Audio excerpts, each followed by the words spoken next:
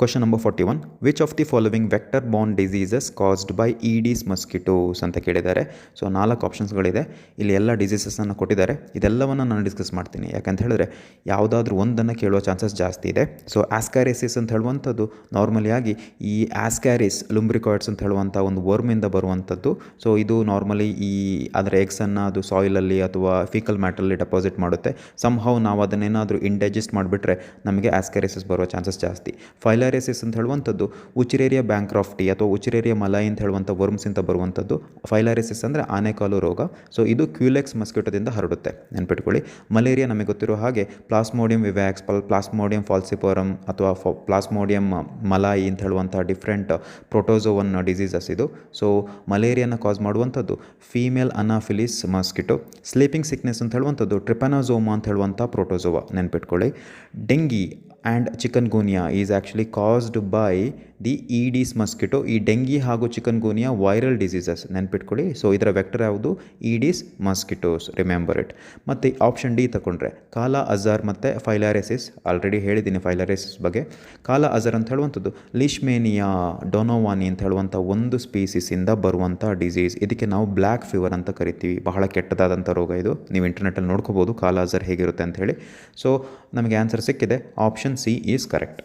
Question number 42 ನೋಡೋಣ. Morphine is obtained from, ನೇರವಾದಂಥ question, narcotic drugs ಕಾನ್ಸೆಪ್ಟಿಂದ ತೆಗೆದಿದ್ದಾರೆ. ಹ್ಯೂಮನ್ ಹೆಲ್ತ್ ಆ್ಯಂಡ್ ಡಿಸೀಸ್ ಚಾಪ್ಟರ್ದಿದ್ದು. Inflorescence of cannabis, cannabis sativa ಅಂತ ಹೇಳುವಂಥ ಒಂದು ಪ್ಲಾಂಟಿಂದ ಕ್ಯಾನಬಿನಾಯ್ಡ್ಸನ್ನು ಎಕ್ಸ್ಟ್ರಾಕ್ಟ್ ಮಾಡ್ತಾರೆ. ಸೊ ಆಪ್ಷನ್ ಎ ರಾಂಗ್ ಇದೆ. ಆಪ್ಷನ್ ಬಿ ತಗೊಳ್ಳಿದ್ರೆ ಲೀವ್ಸ್ ಆಫ್ ಎರಿಥ್ರೋಸೈಲಮ್ ಕೋಕಾದಿಂದ ಕೊಕೈನನ್ನು ಉತ್ಪತ್ತಿ ಮಾಡ್ತಾರೆ. ಸೊ ಅದು ಕೂಡ ತಪ್ಪಿದೆ ಇಲ್ಲಿ. So latex of poppy plant, ಹೌದು.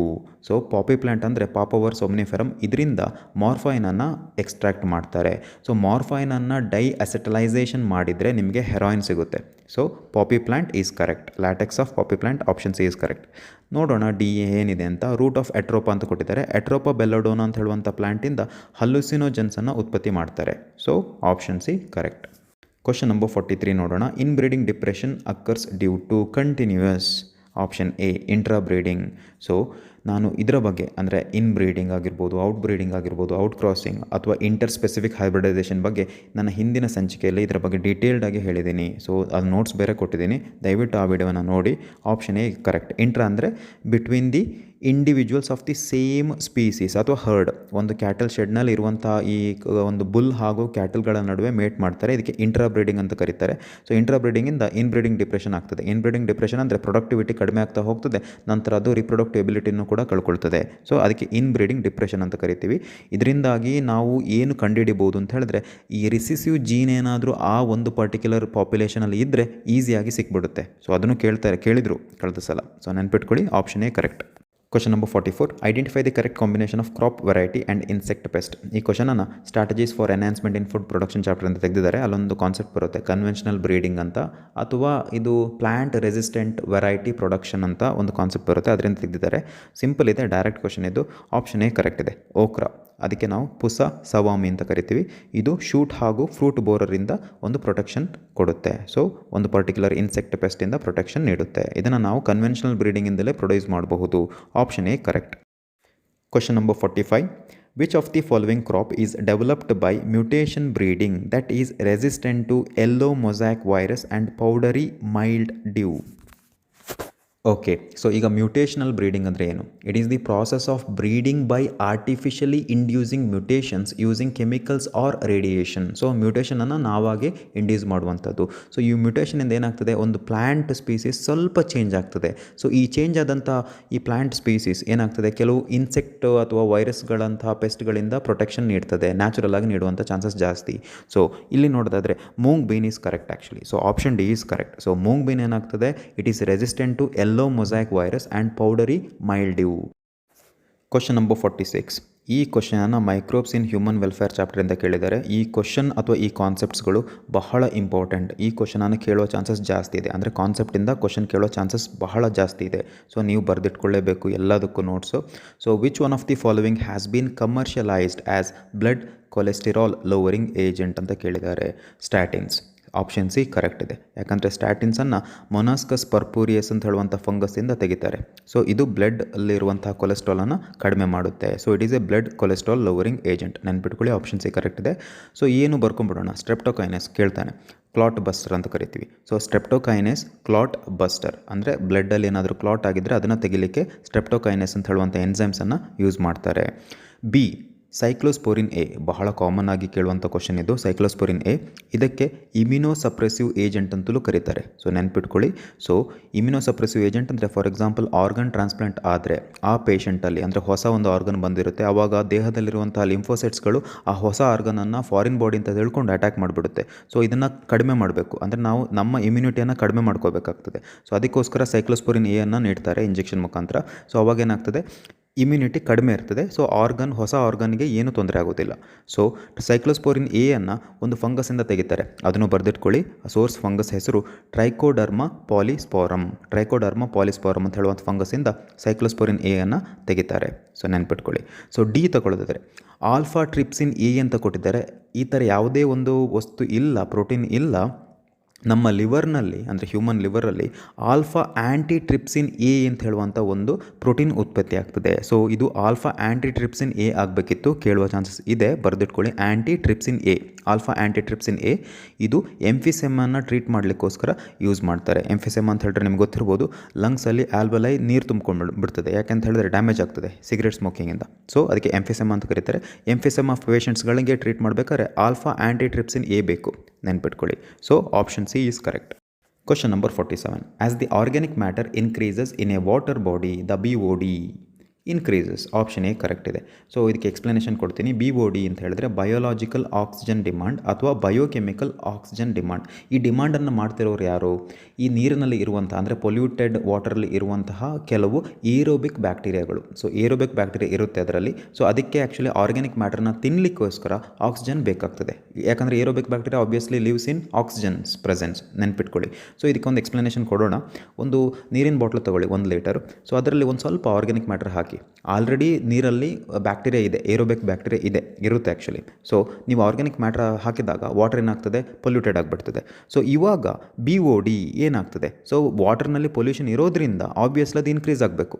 ಯಾಕೆಂತ ಹೇಳಿದ್ರೆ ಈ ಬ್ಯಾಕ್ಟೀರಿಯಾಗಳು ಪ್ರೆಸೆನ್ಸ್ ಆಗಿರುವಂಥ ಬ್ಯಾಕ್ಟೀರಿಯಾಗಳು, ನೀರಿನಲ್ಲಿ ಇರುವಂಥ ಬ್ಯಾಕ್ಟೀರಿಯಾಗಳು ಏನು ಮಾಡುತ್ತೆ, ಆರ್ಗ್ಯಾನಿಕ್ ಮ್ಯಾಟರ್ನ ತಿನ್ನಲಿಕ್ಕೆ ಸ್ಟಾರ್ಟ್ ಮಾಡುತ್ತೆ. ಆವಾಗ ಅದೇನು ಮಾಡಬೇಕು, ಆಕ್ಸಿಜನ್ ಪ್ರೆಸೆಂಟಿಂದ ವಾಟರನ್ನು ಕನ್ಸ್ಯೂಮ್ ಮಾಡಲಿಕ್ಕೆ ಸ್ಟಾರ್ಟ್ ಆಗ್ತದೆ. ಅಂದರೆ ಇದು ಡಿಮಾಂಡ್ ಮಾಡ್ತಾ ಇದೆ, ನನಗೆ ಆಕ್ಸಿಜನ್ ಬೇಕು. ಸೊ ಆಕ್ಸಿಜನ್ನ ತಗೊಂಡು ಆರ್ಗ್ಯಾನಿಕ್ ಮ್ಯಾಟರ್ನ ಡೈಜೆಸ್ಟ್ ಮಾಡ್ತಾ ಇದೆ. ಸೊ ಈಗ ನಾನು ಆರ್ಗ್ಯಾನಿಕ್ ಮ್ಯಾಟರ್ನ ಹೆಚ್ಚು ಮಾಡ್ತಾ ಹೋದರೆ ವಾಟರಲ್ಲಿ ಏನಾಗ್ತದೆ, ಆ ಡಿಮಾಂಡ್ ಹೆಚ್ಚಾಗ್ತಾ ಹೋಗ್ತದೆ, ಆಕ್ಸಿಜನ್ ಡಿಮಾಂಡ್ ಹೆಚ್ಚಾಗ್ತಾ ಹೋಗ್ತದೆ. ಸೊ BOD ಇನ್ಕ್ರೀಸಸ್ ಅಷ್ಟೇ. ಸೊ ಈಗ ಆರ್ಗ್ಯಾನಿಕ್ ಮ್ಯಾಟರ್ ಎಲ್ಲ ತಿಳಿಯಾದಮೇಲೆ ಅಂದರೆ ಎಲ್ಲವನ್ನು ಬ್ಯಾಕ್ಟೀರಿಯಾ ತಿಂದ ಮೇಲೆ ಏನಿದೆ ಅಲ್ಲಿ BOD ಇರೋದೇ ಇಲ್ಲ. ಸೊ ಆಕ್ಸಿಜನ್ ಡಿಮಾಂಡೇ ಇಲ್ಲ, ಅದಕ್ಕೆ ಅವಶ್ಯಕತೆ ಇಲ್ಲ. So BOD decreases. So in a pure water BOD is less ಅಥವಾ ಡಿಕ್ರೀಸಸ್, ನೆನ್ಪಿಟ್ಕೊಳ್ಳಿ. ಸೊ ಪೊಲ್ಯೂಷನ್ ಹೈ ಇದ್ದರೆ BOD ಇನ್ಕ್ರೀಸಸ್, ಕಡಿಮೆ ಇದ್ದರೆ ಡಿಕ್ರೀಸಸ್. ಇಷ್ಟೇ ವಿಷಯ. ಆಪ್ಷನ್ ಎ ಕರೆಕ್ಟ್ ಇದೆ. Question number 48. ಇಂಟ್ರೆಸ್ಟಿಂಗ್ ಕ್ವಶನ್ ಇದು. ರೆಸ್ಟ್ರಿಕ್ಷನ್ ಎಂಡೋನ್ಯೂಕ್ಲಿಯೇಸಸ್, ನಾವು ಇದಕ್ಕೆ REN ಅಂತ ಕರಿತೀವಿ. ನಾರ್ಮಲಿ ಬಯೋಟೆಕ್ನಾಲಜಿಯಲ್ಲಿ ಯೂಸ್ ಮಾಡುವಂಥದ್ದು ಇದು. Are isolated from some bacteria. ಹೌದು, ಬ್ಯಾಕ್ಟೀರಿಯಾದಲ್ಲಿ ಮಾತ್ರ ಇರೋದು REN. ಸೊ ಇದ್ರ ಬಗ್ಗೆನೂ ನಾನು ಡಿಸ್ಕಸ್ ಮಾಡಿದ್ದೀನಿ. They role in bacteria is, ಬಹಳ ಸಿಂಪಲ್ ಇದೆ. ಬ್ಯಾಕ್ಟೀರಿಯಾಗಳಲ್ಲಿ ಈ ನಮ್ಮ ಥರ ಇಮ್ಯೂನ್ ರೆಸ್ಪಾನ್ಸ್ ಇರೋದಿಲ್ಲ, ಇಮ್ಯುನಿಟಿ ಇರೋದಿಲ್ಲ. ಅವುಗಳಲ್ಲಿ ಯಾವುದೇ ರೀತಿಯಾದಂಥ ಸೆಲ್ಸ್ಗಳು ಇರೋದಿಲ್ಲ. Bacteria moreover single celled organism. So ಇಲ್ಲಿ ಇಮ್ಯುನಿಟಿ ಪ್ರೊವೈಡ್ ಮಾಡಲಿಕ್ಕೋಸ್ಕರ, ಫಾರ್ ಎಕ್ಸಾಂಪಲ್ ಯಾವುದೇ ಫಾರಿನ್ ಬಾಡಿ ಅಂದರೆ ವೈರಸ್ ನಾರ್ಮಲಿ ಎಂಟ್ರಾದಾಗ ಅದನ್ನು ಕೊಂದು ಹಾಕಲಿಕ್ಕೆ ಅವುಗಳಲ್ಲಿರುವಂಥ ಇಮ್ಯುನಿಟಿ ಪ್ರೊವೈಡ್ ಮಾಡುವಂಥ ಏಜೆಂಟ್ಸ್ ಯಾವುದಂದರೆ ಒಂದು REN, ರಿಸ್ಟ್ರಿಕ್ಷನ್ ಎಂಡೋನ್ಯೂಕ್ಲಿಯಸ್. ಈ ರಿಸ್ಟ್ರಿಕ್ಷನ್ ಎಂಡೋನ್ಯೂಕ್ಲಿಯಸ್ ಏನು ಮಾಡುತ್ತೆ, ವೈರಲ್ ಜೆನೆಟಿಕ್ ಮಟೀರಿಯಲ್ಗೆ ಬೈಂಡ್ ಆಗಿ ವೈರಸ್ದ ಜೆನೆಟಿಕ್ ಮಟೀರಿಯಲ್ನ ಕಟ್ ಮಾಡಿ ಹಾಕ್ಬಿಡ್ತದೆ. ಸೊ ಕಟ್ ಆದಾಗ ಆಟೋಮೆಟಿಕಲಿ ವೈರಸ್ದ ಜೆನೆಟಿಕ್ ಮಟೀರಿಯಲ್ ಆ ಬ್ಯಾಕ್ಟೀರಿಯಲ್ ಜೆನೆಟಿಕ್ ಮಟೀರಿಯಲ್ಗೆ ಬೈಂಡ್ ಆಗಲಿಕ್ಕೆ ಸಾಧ್ಯ ಇಲ್ಲ. ಸೊ ಇದೊಂದು ಡಿಫೆನ್ಸ್ ಮೆಕ್ಯಾನಿಸಮ್. ಇದ್ರ ಜೊತೆಗೆ ಬ್ಯಾಕ್ಟೀರಿಯಾದಲ್ಲಿ ಒಂದು ಎಕ್ಸ್ಟ್ರಾ ಕ್ರೋಮೋಸೋಮಲ್ ಸರ್ಕ್ಯುಲರ್ DNA ಇರ್ತದೆ, ಅದರ ಹೆಸರು ಪ್ಲಾಸ್ಮಿಡ್ ಅಂತ ಹೇಳಿ. ಸೊ ಪ್ಲಾಸ್ಮಿಡ್ ಏನು ಮಾಡುತ್ತೆ ಅಂತ ಹೇಳಿದ್ರೆ ಕೆಲವು ಜೀನ್ಸ್ಗಳನ್ನು ಹೊಂದಿರುತ್ತೆ. ಫಾರ್ ಎಕ್ಸಾಂಪಲ್ ಕನಾಮೈಸಿನ್ ಇರಬಹುದು ಅಥವಾ ಆಂಫಿಸಿಲಿನ್ ಇರಬಹುದು, ಟೆಟ್ರಾಸೈಕ್ಲಿನ್ ಇರ್ಬೋದು. ಅದಕ್ಕೆಲ್ಲ ರೆಸಿಸ್ಟೆಂಟ್ ಕೊಡುವಂಥ ಜೀನ್ಸ್ಗಳು ಪ್ಲಾಸ್ಮಿಡಲ್ಲಿ ಇರುತ್ತೆ. ಸೊ ಫಾರ್ ಎಕ್ಸಾಂಪಲ್ ಯಾವುದೇ ಆ್ಯಂಟಿಬಯೋಟಿಕ್ ಅದರ ಬ್ಯಾಕ್ಟೀರಿಯಾದ ಮೇಲೆ ಬಿದ್ದಾಗ ಈ ಜೀನ್ಗಳು ಅದಕ್ಕೆ ರೆಸಿಸ್ಟೆಂಟನ್ನು ಒದಗಿಸ್ತದೆ. ಸೊ ಪ್ಲಾಸ್ಮಿಡಲ್ಲಿ ಕೆಲವು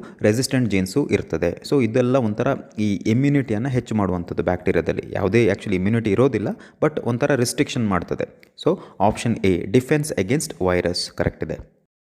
question number 49. From which bacterium the ರೆನ್ ಸಾಲ್ ಫಸ್ಟ್ ಈಸ್ ಐಸೋಲೇಟೆಡ್. ರೆನ್ ಅಂತ ಹೇಳುವಂಥದ್ದು ರಿಸ್ಟ್ರಿಕ್ಷನ್ ಎಂಡೋನ್ಯೂಕ್ಲಿಯಸಸ್. ಇದನ್ನು ಕೆಲವು ಬ್ಯಾಕ್ಟೀರಿಯಾದಿಂದ ಎಕ್ಸ್ಟ್ರಾಕ್ಟ್ ಮಾಡ್ತಾರೆ. ಇದನ್ನು ಬಯೋಟೆಕ್ನಾಲಜಿ ಅಥವಾ ಜೆನೆಟಿಕ್ ಇಂಜಿನಿಯರಿಂಗ್ ಟೆಕ್ನಿಕಲ್ಲಿ ಯೂಸ್ ಮಾಡ್ತಾರೆ. ಇದು ಕೆಲವು ಎನ್ಸೈಮ್ಸ್. ಸೊ ಸಾಲ್ 1 ಅಂತ ಕೊಟ್ಟಿದ್ದಾರೆ ಇಲ್ಲಿ. ಸೊ ನಮಗೆ ಗೊತ್ತಿದೆ, ನಾಮನ್ ಕ್ಲೇಚರ್ ನೋಡೋದಾದರೆ ಈ ರಿಸ್ಟ್ರಿಕ್ಷನ್ ಎನ್ಸೈಮ್ಸದು ಫಸ್ಟ್ ಆಲ್ಫಾಬೆಟ್ ಏನಿದೆ ಅದು ಕ್ಯಾಪಿಟಲ್ ಲೆಟರಲ್ಲಿ ನಾವು ಬರಿತೀವಿ. ಅದು actually genus name of the bacteria from which it is isolated, ನಮ್ಗೆ ಗೊತ್ತಿದೆ. ನೆಕ್ಸ್ಟ್ AL ಅಂತ ಏನಿದೆ ಸ್ಮಾಲ್ ಲೆಟರಲ್ಲಿದೆ, ಅದು ಸ್ಪೀಸೀಸ್ ನೇಮ್ ಇರ್ತದೆ. ಸೊ AL ಅಂತ ಹೇಳುವಂಥದ್ದು ಇಲ್ಲಿ ನೋಡೋದಾದರೆ ನಿಮಗೆ ಆಪ್ಷನ್ ಡಿಗೆ ಹೋಗ್ಬೋದು. ಸೊ ಇಷ್ಟು ನಾಮನ್ ಕ್ಲೇಚರ್ ಗೊತ್ತಿದ್ರೆ ಈಸಿಯಾಗಿ ನೀವು ಆಪ್ಷನ್ ಡಿಗೆ ಹೋಗ್ಬೋದು. ಎಸ್ ಅಂತ ಹೇಳುವಂಥದ್ದು ಸ್ಟ್ರೆಪ್ಟೊಮೈಸಿಸ್, AL ಅಂತ ಹೇಳುವಂಥದ್ದು ಆಲ್ಬಸ್. ನೀವು ಆಪ್ಷನ್ ಬಿಗೆ ಹೋಗೋದಾದರೆ ಆರಿಯಸ್ ಅಂತಿದೆ, ಅಲ್ಲಿ ಎಲ್ ಇಲ್ಲ. ಆರಿಯಸ್ಸಲ್ಲಿ AU ಇದೆ, AL ಇಲ್ಲ. ಸೊ ಅದನ್ನು ನೀವು ಎಲಿಮಿನೇಟ್ ಮಾಡಬಹುದು. ಆಪ್ಷನ್ ಡಿ ಕರೆಕ್ಟ್ ಇದೆ. ಸೊ ನೆನ್ಪಿಟ್ಕೊಳ್ಳಿ, ಇದರ ಬಗ್ಗೆ ಅಂದರೆ ಡಿಫ್ರೆಂಟ್ ಬ್ಯಾಕ್ಟೀರಿಯಾದಿಂದ ಉತ್ಪತ್ತಿಯಾಗುವಂಥ ಅಥವಾ ಎಕ್ಸ್ಟ್ರಾಕ್ಟ್ ಮಾಡುವಂಥ ರಿಸ್ಟ್ರಿಕ್ಷನ್ ಎಂಡೋನ್ಯೂಕ್ಲಿಯಸಸ್ ಬಗ್ಗೆ ನಾನು ಡೀಟೇಲ್ಡ್ ಆಗಿ ನನ್ನ ಹಿಂದಿನ ಸೆಷನಲ್ಲಿ ಹೇಳಿದ್ದೀನಿ, ನೋಡಿಟ್ಕೊಳ್ಳಿ. Question number 50. A transformed bacterium with human gene fails to produce desired protein. The reason could be. ಈ ಕ್ವಶನನ್ನು ಅರ್ಥ ಮಾಡ್ಕೊಳ್ಳಿ. ಈ ಕ್ವಶನನ್ನು ಪರ್ಟಿಕ್ಯುಲರ್ ಆಗಿ ಒಂದು ಕಾನ್ಸೆಪ್ಟಿಂದ ಪಿಕ್ ಮಾಡಿದ್ದಾರೆ. ಆ ಕಾನ್ಸೆಪ್ಟ್ ಹೆಸರು ಪೋಸ್ಟ್ ಟ್ರಾನ್ಸ್ಕ್ರಿಪ್ಷನಲ್ ಮಾಡಿಫಿಕೇಷನ್ ಇನ್ ಯೂಕ್ಯಾರಿಯೋಟಿಕ್ ಟ್ರಾನ್ಸ್ಕ್ರಿಪ್ಷನ್ ಅಂತ ಹೇಳುವಂಥ ಕಾನ್ಸೆಪ್ಟಿಂದ. ಬಹಳ ಸಿಂಪಲ್ ಇದೆ. ಈ ಕಾನ್ಸೆಪ್ಟ್ ಗೊತ್ತಿದ್ದರೆ ನಿಮಗೆ ಆರಾಮ್ಸೆ ಆಪ್ಷನಿಗೆ ಹೋಗ್ಬೋದು. ಸೊ ನೋಡೋಣ. ಸೊ ಇಲ್ಲಿ ಕ್ವಶನ್ ಏನಿದೆ, ಒಂದು ಹ್ಯೂಮನ್ ಜೀನೋಮನ್ನು ಕಟ್ ಮಾಡಿ, ಅಂದರೆ ಜೀನನ್ನು ಕಟ್ ಮಾಡಿ ಏನು ಮಾಡಿದ್ದಾರೆ, ಬ್ಯಾಕ್ಟೀರಿಯಾದ DNA ಲೈಗೇಟ್ ಮಾಡಿಬಿಟ್ಟಿದ್ದಾರೆ. ಸೊ ಬ್ಯಾಕ್ಟೀರಿಯಾದಲ್ಲಿ ಏನಿದೆ, ಈಗ ಹ್ಯೂಮನ್ ಜೀನ್ ಇದೆ. ಸೊ ಆದರೆ ಬ್ಯಾಕ್ಟೀರಿಯಾದಲ್ಲಿ ಈ ಹ್ಯೂಮನ್ ಜೀನು ಸ್ಪೆಸಿಫಿಕ್ ಪ್ರೋಟೀನನ್ನು ಉತ್ಪತ್ತಿ ಮಾಡಲಿಕ್ಕೆ ಆಗೋದಿಲ್ಲ, ಫೇಲ್ ಆಗ್ತದೆ. ಯಾಕೆ ಅಂತ ಕೇಳಿದ್ದಾರೆ. So human gene may have intron which bacteria cannot process ಅಷ್ಟೇ. ಸೊ ನಮಗೆ ಗೊತ್ತಿರೋ ಹಾಗೆ ಈ ಯೂಕ್ಯಾರಿಯೋಟಿಕ್ ಅಂದರೆ ಹ್ಯೂಮನ್ ಜೀನ್ ಏನಿದೆ ಅಥವಾ DNA ಏನಿದೆ, ಅದು ಏನು ಮಾಡುತ್ತೆ, mRNA ಉತ್ಪತ್ತಿ ಮಾಡುತ್ತೆ. ಅದು mRNA ಅಂದರೆ ಹೆಟ್ರೋಜಿನಸ್ mRNA. ಅದರಲ್ಲಿ ಎಕ್ಸಾನ್ಸ್ ಮತ್ತು ಇಂಟ್ರಾನ್ಸ್ ಇರುತ್ತೆ. ಆದರೆ ಬ್ಯಾಕ್ಟೀರಿಯಾದಲ್ಲಿ ಆ ಥರ ಯಾವ ಸಿಸ್ಟಮು ಇಲ್ಲ. ಸೊ ಆದ್ದರಿಂದ ಅಲ್ಲಿ ಪೋಸ್ಟ್ ಟ್ರಾನ್ಸ್ಕ್ರಿಪ್ಷನಲ್ ಮಾಡಿಫಿಕೇಷನ್ ನೋಡಲಿಕ್ಕೆ ಸಿಗಲ್ಲ ಬ್ಯಾಕ್ಟೀರಿಯಾದಲ್ಲಿ, ಆದರೆ ಹ್ಯೂಮನ್ಸಲ್ಲಿ ನೋಡಲಿಕ್ಕೆ ಸಿಗ್ತದೆ. ಸೊ ಇಲ್ಲಿ ಪೋಸ್ಟ್ ಮಾಡಿಫಿಕೇಷನ್ ಬೇಕಾಗಿರೋದ್ರಿಂದ ಬ್ಯಾಕ್ಟೀರಿಯಾ ಅದನ್ನು ಪ್ರಾಸೆಸ್ ಮಾಡಲಿಕ್ಕೆ ಆಗೋದಿಲ್ಲ. ಸೊ ಆಬ್ವಿಯಸ್ಲಿ ಹ್ಯೂಮನ್ ಜೀನ್ ಬ್ಯಾಕ್ಟೀರಿಯಾದಲ್ಲಿ ಯಾವುದೇ ಪ್ರೋಟೀನನ್ನು ಉತ್ಪತ್ತಿ ಮಾಡಲಿಕ್ಕೆ ಸಾಧ್ಯ ಇಲ್ಲ, ಇಷ್ಟೇ. ಸೊ ಸ್ಪ್ಲೈಸಿಂಗ್ ಹೇಳುವಂಥ ಮೆಕ್ಯಾನಿಸಮೇ ಬ್ಯಾಕ್ಟೀರಿಯಾದಲ್ಲಿ ಇಲ್ಲ. So option A correct.